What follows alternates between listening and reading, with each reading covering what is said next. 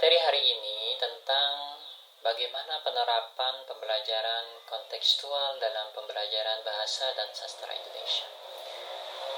Bahasa dan sastra Indonesia itu tergolong, kalau dalam istilah keilmuan itu disebut dengan dalam rumpun ilmu humaniora. Ya. Jadi pembelajaran bahasa ini cukup bisa dikatakan memang abstrak, ya, tidak seperti pembelajaran matematika, tidak seperti pembelajaran IPA dan lain-lainnya, karena lebih kepada bagaimana kita bisa menerapkan kemampuan kognitif yang kita miliki. Jadi lebih kepada analisis dari berbagai masalah yang ada. Baik, penerapan pembelajaran pembelajaran kontekstual itu lebih dekat kepada bagaimana seorang guru itu mampu menciptakan pembelajaran itu sesuai dengan kondisi sekolah, sesuai dengan kondisi siswa, sesuai dengan keadaan yang ada di sekolah itu, sehingga guru tidak memaksakan ketidakmampuan sekolah dengan materi yang ada. Contoh misalnya sekolah itu jauh dari internet, kemudian materinya itu misalnya tentang tentang mengakses internet misalnya, itu kan nggak bisa tuh dipaksakan. Atau materinya tentang menyimak video misalnya, ternyata di sana tidak ada alat yang mendukung, tidak ada LCD dan lain sebagainya. Itu kan tidak bisa dipaksakan. Maka itu pembelajaran kontekstual itu lebih kepada pembelajaran yang disesuaikan dengan kondisi yang ada di sekolah itu. Nah, untuk menerapkan pembelajaran kontekstual ini ada beberapa hal yang harus diperhatikan oleh kita sebagai guru. Yang pertama, pembelajaran kontekstual itu adalah pengajaran autentik. Ya. Jadi pengajaran autentik itu adalah pendekatan pengajaran yang memperkenalkan siswa untuk mempelajari konteks yang bermakna. Ia mengembangkan keterampilan berpikir dan pemecahan masalah yang penting di dalam konteks kehidupan nyata. Autentik itu ada buktinya, ya, nyata adanya, faktual, itulah autentik.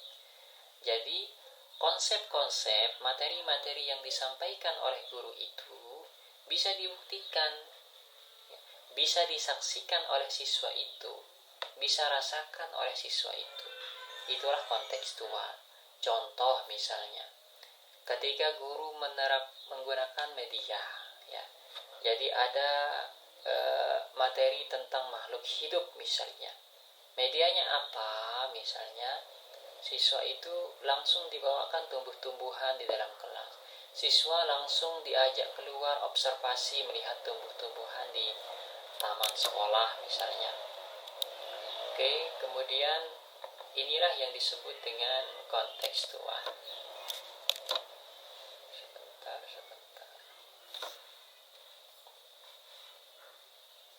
Selanjutnya, yang kedua itu adalah pembelajaran kontekstual itu belajar berbasis inquiry. Oke. Jadi semua sifat-sifat ini sangat relevan, sangat berkaitan. Inquiry itu lebih kepada adanya metodologis, ya, adanya strategi, adanya pembelajaran yang mengarahkan kepada siswa untuk menemukan langsung, ya. Jadi siswa itu yang menemukan masalahnya langsung. Misalnya nih, kalau belajar, kembali lagi ke tumbuh-tumbuhan, ya, kalau belajar tentang makhluk hidup, tentang tumbuh-tumbuhan, nggak mesti guru itu harus menjelaskan dulu nih, ya. Jadi siswa misalnya ditunjukkan langsung tumbuh-tumbuhannya, kemudian diidentifikasi. Setelah diidentifikasi itu nanti kan dia mencatat tuh, tumbuhan ini warnanya putih, batangnya itu misalnya besar ukuran sekian, itu kan identifikasi namanya. Setelah identifikasi kan dia bisa menemukan sendiri tuh perbedaan antara tumbuhan si A dengan tumbuhan si B apa bedanya gitu. Jadi inilah yang disebut dengan inquiry. Kemudian selanjutnya belajar berbasis proyek atau tugas terstruktur. Jadi guru di dalam menerapkan pembelajaran kontekstual itu ada tugas-tugas yang diberikan kepada siswanya. Ya, itulah proyek. Jadi tugas-tugas itu misalnya tugas itu disesuaikan dengan kondisi siswa. Misalnya nanti dalam materi-materi tentang membedakan antara benda hidup dan tak hidup, itu materi kelas 1 SD itu. Jadi siswa ini kan bisa tugasnya itu bisa secara mandiri atau berkelompok. Kalau berkelompok, mereka ditugaskan untuk mengidentifikasi benda-benda yang ada di dalam rumahnya misalnya. Ini kan kontekstual namanya. Nah, jadi dari rumah kelompok si A, rumah kelompok si B, rumah kelompok si C, itu kan nanti berbeda-beda benda yang ada. Tujuannya apa? Tujuannya untuk membedakan antara benda-benda yang hidup dan benda-benda yang mati nanti. Oh, ternyata rumahnya si A ini banyak hewan misalnya, banyak ayam dan lain sebagainya. Ini teknis-teknis di dalam menerapkan pembelajaran kontekstual. Kemudian belajar berbasis kerja. Belajar berbasis kerja ini lebih kepada bagaimana siswa itu diajak secara langsung terjun ke masyarakat, terjun untuk menyaksikan benda hidup dan benda mati sesuai dengan materi itu. Contoh misalnya, kalau kalian nih kampus sekarang kan, itu pembelajaran kontekstual tuh. Ada kegiatan pertukaran mahasiswa. Ada kegiatan apa lagi? Mahasiswa sekarang ke masyarakat. Ada KKN ya. Jadi dia KKN itu kan terjun ke masyarakat, terjun ke desa, kemudian mahasiswa mengidentifikasi kebutuhan masyarakat di desa itu, mengidentifikasi pekerjaannya. Ternyata misalnya di desa A ini masyarakat sebagian besar petani misalnya, dan sebagian besar mereka mencari nafkah itu melalui pertanian. Nah, tapi setelah digali-gali ternyata resiko orang bertani itu misalnya kita kekurangan terlalu lama panennya, banyak hama dan lain sebagainya, kemudian hasilnya minim misalnya. Nah, inilah tugas mahasiswa misalnya mendatangkan ahli di bidang pertanian untuk menjelaskan bagaimana menanam yang baik sehingga cepat panen, sehingga hama itu jarang dan lain sebagainya. Itu kalau dalam konteks mahasiswa.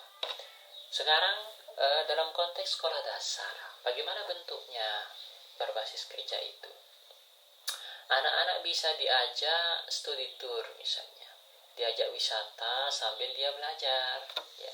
Jadi gurunya membuat dia kelompok, kemudian ditugaskan nanti mengidentifikasi apa saja yang ia lihat, apa saja perbedaannya. Misalnya diajak ke taman satwa misalnya, diajak hewan apa saja namanya di sana dan lain sebagainya. Kemudian misalnya ke masyarakat, diajak ke sawah ya, sawah masyarakat misalnya untuk mengidentifikasi tumbuhan apa saja, bagaimana cara menanamnya. Nah, itu penting tuh dalam pembelajaran kontekstual itu. Kemudian ada yang disebut dengan pembelajaran jasa layanan. Pembelajaran jasa layanan ini berkaitan dengan mirip seperti yang tadi ya. Jadi bagaimana seorang guru itu bisa menghubungkan antara siswa dengan masyarakat, antara siswa dengan misalnya ini pengelola taman, misalnya pengelola taman satwa. Apa fungsinya? Nanti pengelola itu akan menjelaskan, bahwa ini namanya hewan ini namanya tumbuhan begini dan lain sebagainya. Jadi inilah dengan yang disebut dengan kontekstual pada aspek belajar jasa layanan. Kemudian yang ketiga, pembelajaran kontekstual itu belajar kooperatif. Belajar kooperatif itu dalam bentuk kelompok-kelompok, dalam bentuk kolaborasi antara siswa yang satu dengan siswa yang lain. Tujuannya adalah bagaimana membuat pembelajaran itu semenarik mungkin, sehingga siswa-siswa yang tadinya tidak berani ngomong, tidak berani menyampaikan ide pendapatnya di depan kelas karena ada guru misalnya, mereka diharapkan bisa menyampaikan pendapatnya dalam kelompok-kelompok kecil tadi gitu. Ya, ini tujuannya. Jadi pembelajaran kontekstual itu juga mengharuskan adanya ada kelompok ya, ada kelompok-kelompok kecil supaya guru juga bisa mengontrol. Jangan gurunya membuat kelompok kemudian ditinggal gitu saja. Tetapi setelah guru membuat kelompok-kelompok kecil itu, kelompok itu betul-betul dikontrol. Kelompok si A dia mengerjakan apa, kelompok si B dia mengerjakan apa, sudah sampai mana pengerjaannya dan lain sebagainya, begitu ya. Jadi ini kaitannya dengan pembelajaran kooperatif. Kemudian setelah itu, bagaimana peran guru dalam penerapan pembelajaran kontekstual ini? Guru itu adalah inilah yang tonggak utama dalam pembelajaran kontekstual. Karena apa? Terutama sekali di sekolah dasar. Karena usia sekolah dasar itu kan anak-anak masih tahap suka meniru, ya, suka mencontoh. Oke. Jadi guru ini betul-betul harus mempersiapkan sedemikian rupa supaya pembelajaran itu betul-betul menarik di kelas. Oke, apa yang harus dipersiapkan oleh guru? Pertama, guru jangan sampai dengan adanya pembelajaran kontekstual itu beranggapan, wah kalau pembelajaran kontekstual itu mudah tuh, gak perlu saya belajar. Besok masuk kelas, buka buku, ajak anak keluar kelas, selesai. Bukan begitu konsep pembelajaran kontekstual. Justru dengan pembelajaran kontekstual itu, guru itu harus lebih kreatif, harus lebih inovatif, harus lebih wawasannya luas. Karena apa? Karena guru akan menyaring, akan menyeleksi berbagai macam materi yang ada, berbagai macam sumber yang ada. Maka itu tugas pertama yang harus dilakukan oleh guru itu adalah mengkaji konsep teori. Jadi maksudnya adalah di pemerintah ini kan sudah menyediakan buku teks sebagai pegangan guru dan siswa. Di dalam buku teks itu memang di sana sudah ada contohnya dan lain sebagainya. Tapi ingat bahwa buku teks itu adalah panduan kalian. Nah, kalau kalian ajarkan contoh-contoh yang ada di dalam buku teks itu, kemungkinan besar anak itu kurang menarik. Misalnya contoh kalau pada aspek alat-alat transportasi yang diajarkan oleh guru, ternyata dalam buku teks itu yang dikenalkan itu ada pesawat, ada kereta api, ada yang lain-lain yang cukup jauh dari kehidupan mereka, itu cukup membingungkan kadang-kadang ya. Jadi yang perlu menjadi contoh itu bisa diubah tuh contohnya. Inilah yang dipersiapkan oleh guru. Misalnya transportasi apa yang ada di desa itu dulu. Ada beca, ada motor, ada mobil, baru berangkat ke pesawat, baru berangkat ke kereta api dan lain sebagainya. Ya, ini yang harus diamati oleh guru, yang harus dipahami oleh guru. Kemudian yang lain-lain, yang kedua, memahami latar belakang dan pengalaman hidup siswa melalui proses pengkajian secara seksama. Kenapa perlu seorang guru itu memahami siswanya sendiri? Karena dengan memahami siswa itu, guru itu lebih mudah menyampaikan materi kepada siswanya. Guru itu lebih mudah memilih strategi menggunakan media. Karena dia tahu, misalnya siswanya suka main game misalnya. Rata-rata nih di sekolahnya itu disediakan disediakan lengkap sudah, ada internetnya, ada apa yang lain-lain lah. Coba bisa saja nanti materinya itu misalnya tentang tumbuh-tumbuhan. Jadi ada puzzle misalnya. Puzzle itu dalam bentuk game yang ada di HP misalnya nih. Rata-rata misalnya untuk hari itu anaknya punya HP atau ada tab yang disediakan di sekolah, itu bisa dimanfaatkan, ada puzzle. Itu kan siswa lebih senang tuh kalau fasilitasnya lengkap, tapi ya, ada puzzle untuk menyusun tumbuh-tumbuhan sehingga tumbuh-tumbuhan ini bisa berdiri dan mekar, misalnya seperti itu. Inilah yang disebut dengan pemahaman latar belakang siswa. Kemudian yang selanjutnya itu adalah mempelajari lingkungan sekolah dan tempat tinggal siswa. Apa perlunya? Guru itu harus tahu lingkungan sekolahnya, mulai dari media apa yang ada di sekolah itu, kemudian prasarana apa yang ada nggak perpustakaan. Kalau ada perpustakaan, maka sekali waktu siswanya dibawa ke perpustakaan. Ada nggak taman? Kalau ada taman, sekali waktu siswanya diajak observasi ke taman itu. Nah, selanjutnya perlu juga guru itu mengenal tempat tinggal siswa. Contoh misalnya, rata-rata siswanya dari kampung misalnya, siswanya dari pelosok misalnya nih, tidak ada internet dan lain sebagainya. Maka itu yang harus pertama yang dilakukan oleh guru itu adalah menggunakan media-media yang dekat dengan dia. Misalnya guru membuat media dari karton misalnya ya. Kemudian karton itu dikasih warna dan lain sebagainya.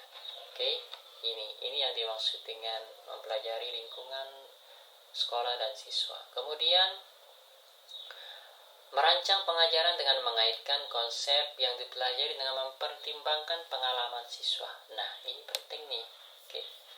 Ini penting sama dengan yang melaksanakan pengajaran selalu mendorong siswa.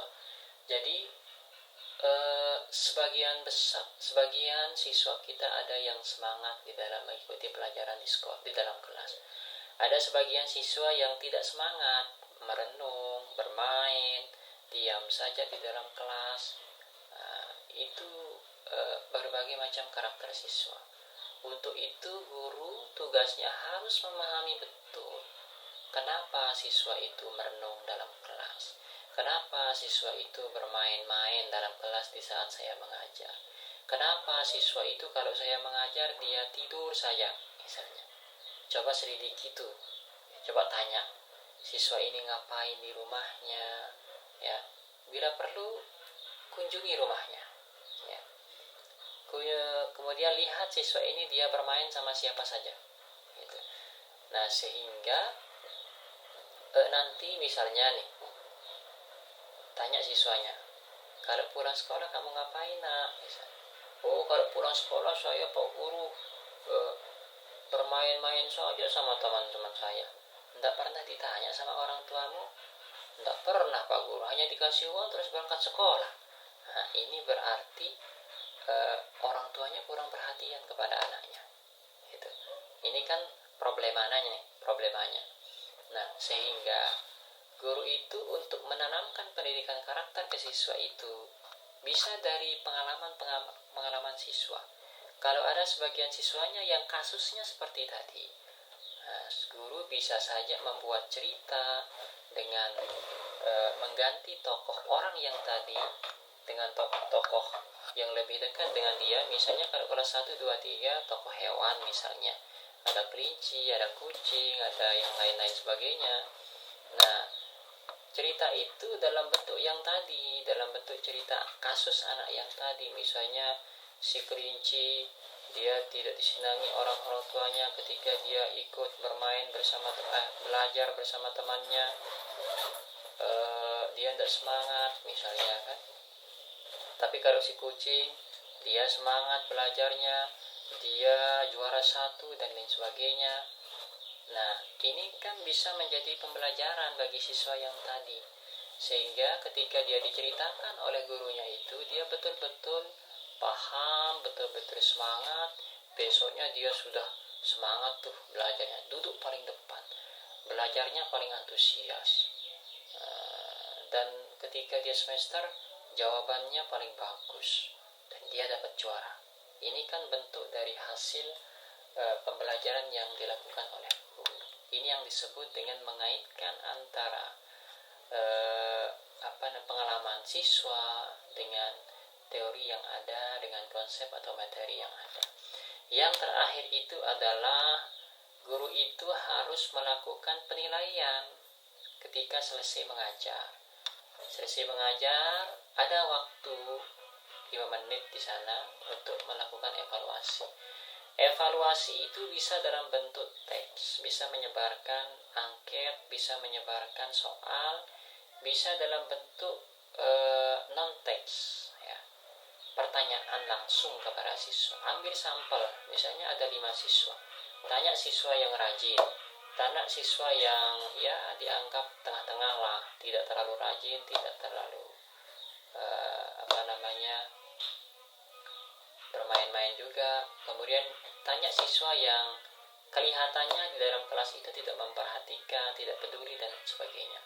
Nah, kalau dari sampel ini sudah rata-rata menjawab sesuai dengan apa yang diharapkan oleh guru, maka bisa dipastikan pembelajaran itu cukup menarik. Nah, tapi kalau rata-rata jawabannya itu tidak, rata-rata misalnya nggak ngerti Pak Guru bilang, diulang lagi Pak Guru, berarti ada kekeliruan dari pelajaran yang baru saja kita laksanakan. Mungkin, nah ini namanya refleksi. Nah, dari pelajaran yang tadi, kekurangan itu bisa diperbaiki untuk pertemuan minggu depan. Misalnya menggunakan media, kemudian menggunakan yang media, menggunakan alat peraga dan lain sebagainya. Itu penting. Jadi itulah peran-peran guru di dalam di dalam pembelajaran di sekolah. Selanjutnya adik-adik, oke, ini saya jelaskan sedikit nih, lanjut. RPP yang kemarin yang sudah dibuat nih, bagi yang belum buat RPP nih, dalam RPP itu ada poin penting yang harus diperhatikan. Selain identitas, kemudian ada KIKD-nya, ada medianya, ada alat peraganya, ada poin yang menjadi acuan guru ketika dia mengajar. Ada di bagian kegiatan pembelajaran. Kegiatan pembelajaran itu kan di SD itu kalau tidak salah 35 menit ya, 1 jam itu. Kalau dia durasinya 2 jam, maka kalian membutuhkan waktu 60 menit, kalau 30 menit ya, 60 menit, 1 jam. Nah, di kegiatan awal, ini harus lebih sedikit. Ini misalnya 5 menit, di kegiatan buntut 5 menit, berarti ini 70 menit. Pokoknya itu dalam kegiatan inti nih, 70 menit. Apa saja yang harus dilakukan dalam ketiga kegiatan ini? Yang pertama, kegiatan awal, pembukaan. Hal penting yang harus disampaikan dalam kegiatan awal itu atau pra pembelajaran itu, pertama, guru harus mengkondisikan pembelajaran. Dengan cara apa? Mengecek kehadiran misalnya. memotivasi siswa nih supaya semangat, bisa dengan bernyanyi, bisa dengan berpuisi, bisa dengan berpantun dan lain sebagainya. Mengecek kesiapan belajar siswa, bisa dengan bertanya dan lain sebagainya. Kemudian guru melakukan apersepsi, ya. Apersepsi itu lebih kepada bagaimana guru itu bisa memokuskan perhatiannya kepada materi yang akan disampaikan oleh guru. Ya, bisa saja dengan bertanya pertanyaan minggu lalu misalnya, pelajaran minggu lalu, bisa saja dengan membuat kejutan. Ya, misalnya membedakan benda hidup dan benda mati. Gurunya bawa ayam satu, sama bawa batu misalnya. Kemudian diperlihatkan tuh di depan kelas. Wah, kok Pak Guru bawa ayam misalnya, itu kan. Perhatian siswa itu kan fokus kepada ayamnya dan batunya. Nah, gitu. Nah, kemudian guru harus bertanya, ayo siapa yang tahu yang saya bawa ini apa? Saya Pak Guru. Itu berlomba-lomba tuh menjawab tuh. Saya Pak Guru, ada yang menjawab ayam, ada yang menjawab batu. Mana yang disebut benda hidup misalnya? Oh, ayam Pak Guru. Kenapa dia hidup? Karena dia makan. Kenapa dia hidup? Karena dia minum Pak Guru. Karena dia bermain-main Pak Guru. Misalnya seperti itu. Ya. Terus kalau benda mati, emang nggak bisa bermain? Nggak bisa Pak Guru. Emang nggak bisa makan? Nggak bisa Pak Guru. Emang nggak bisa berjalan? Bisa Pak Guru. Ada yang mengatakan bisa. Ya, kenapa bisa? Kan bisa dipakai pukul teman itu Pak Guru, bisa dipakai pukul ayam itu, berarti bisa dong dia berjalan. Ada yang mengatakan gitu. Sehingga untuk menarik antusias siswa itu melalui kegiatan awal gitu. Nah, setelah selesai kegiatan awal itu, baru nanti guru akan melakukan kegiatan inti, mulai dari menyampaikan materi, mulai dari membentuk kelompok, mulai dari presentasi siswa kalau itu berkelompok sampai penutupannya, ya. Dan kegiatan akhir itu nanti guru mengevaluasi yang tadi. Dari evaluasi itu kemudian nanti akan melakukan tindak lanjut. Tindak lanjut itu berupa perbaikan pembelajaran yang akan disampaikan minggu depan. Misalnya minggu ini kurang menarik tuh medianya, minggu depan gurunya harus kreatif lagi buat media yang lain. Ya, seperti itu. Itu saja materi hari ini, semoga bermanfaat.